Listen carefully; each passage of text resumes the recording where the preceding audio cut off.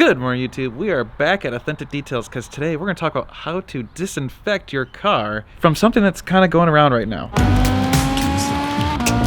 So are you recording all of the nefarious activities? If you're new to the channel, my name is Dan. This is not my garage. This is actually Authentic Details. And the reason we're here today, like I said, is to disinfect a car, show you how to do that. But normally we talk about supercars and supercar ownership experience, buying and selling them, maintaining them, and even some interesting topics like this one today. So here's Brad. Hey, you guys. guys remember Brad?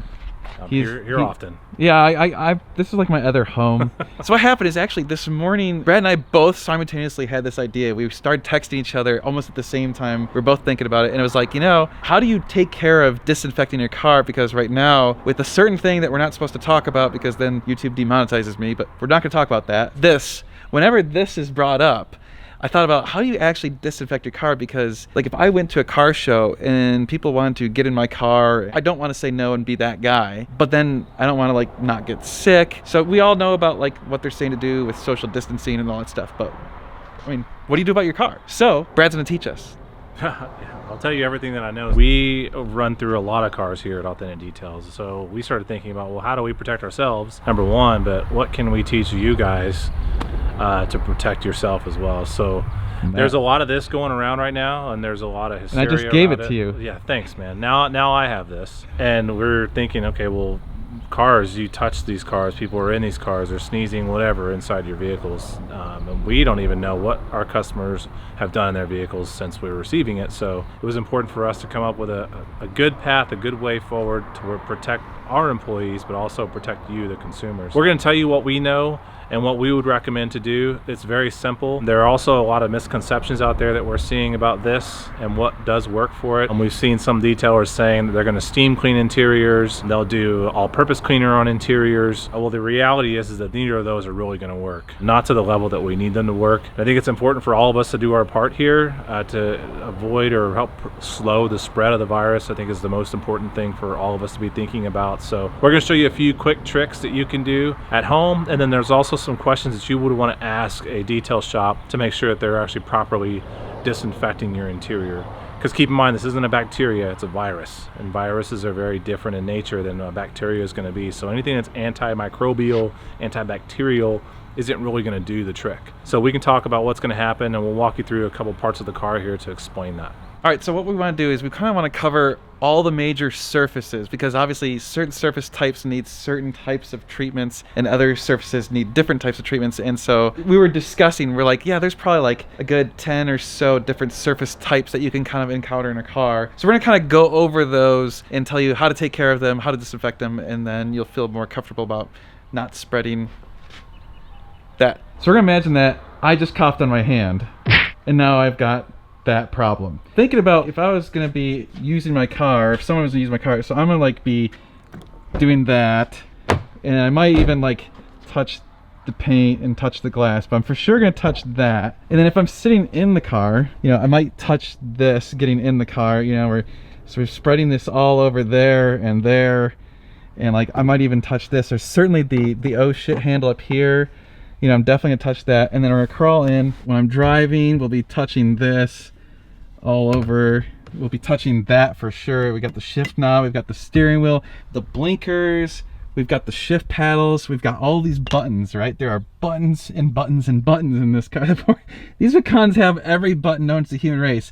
I'm gonna be playing with my stereo. I could be playing with the touch screen. I could be adjusting my side view mirror, my rear view mirror, door handles there. So you can see there are tons of places that you're gonna unintentionally put your something. This thing's gonna go everywhere in here. So basically this entire car is just like a capsule of transmitting this. And according to what we've been reading, they say that this can survive for quite a while on certain types of materials. Certainly if you're like having someone else get in your car and then you immediately get in the car following them, this is still gonna be alive in your car. So that's what we're gonna take care of. Dan has now contaminated this car. Sorry. Every bit of it. Thanks, Dan. Do my part. So we were trying to think of, like I said, what's the simplest way or simplest thing you can do to protect your vehicle. Dan pointed out all types of surfaces. So we've got leather on your steering wheel, we've got plastic on the buttons, we've got glass, which actually has window tint on it in case someone coughed or sneezed on that, leather on the door panels, leather on your seats, aluminum, I mean, all kinds of materials. Paint Painted- on the outside. Painted plastic, painted metals.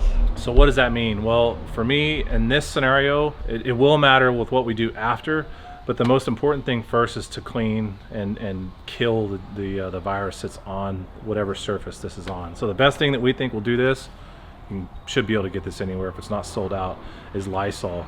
Read the back. There's other products like this, but read the back and make sure that it says that it kills viruses. Like the back of this talks specifically even about SARS and H1N1. This is a mutation of the other.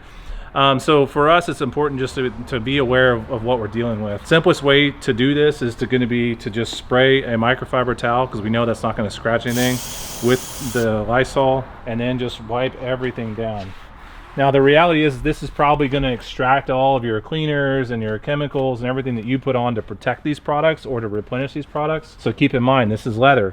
I'm putting this on the leather. Make sure that you go back and recondition this with leather conditioner. The same thing with the plastics. You want to use your typical interior protection, whatever you use, to replenish the plastics, because these things will eventually dry out those materials over time. Same thing with the steering wheel, all of your buttons in here. Go through and wipe everything down with the Lysol. Now let's say that you decide you want to have this professionally done. There are other products on the market that professional detailers use. One, if they talk about a product, ask them this question: does it kill viruses? That's the key. Number two, they can do an ozone treatment. So there's ozone generators which we can put in the interior of vehicles that will kill the virus at the nucleus level. So the way those ozone generators work is they break through the protein barrier that the virus has and get into the nucleus of the virus itself and kill it with the ozone. So that's the best, most effective way to decontaminate your interior, is to do that process, but only a professional detailer will probably have that machine. And from what I'm seeing right now, a lot of them are sold out, so they're going to be hard to get. It's not a product you want to mess with at home, I'll tell you that now. There are very specific requirements for using that device, and they can be very dangerous if used improperly. You'll get mutations start to happen in your throat if you breathe in the ozone. So there's the processes you have to follow to make sure you're doing that properly, but that's the most effective way. So the key for you at home though,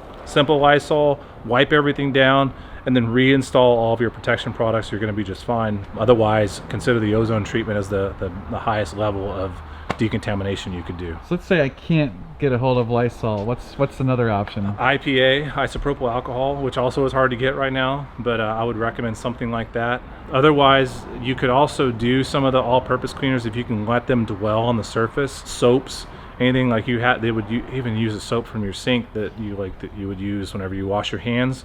A lot of those will work fine as well, but you want to scrub them in and let them dwell so they actually have time to kill the virus. I'm sure a lot of our customers are wondering what it is that we do to protect you and us whenever we bring the car in. But first of all, 3 times a day we're going and wiping down all these door handles, or wiping down the desk and all that stuff inside, the things that you would touch when you come in here. Then when we get the vehicle, the first thing we're going to do is take the Lysol. We're going to wipe all the handles down. We go in and wipe all the panels down inside.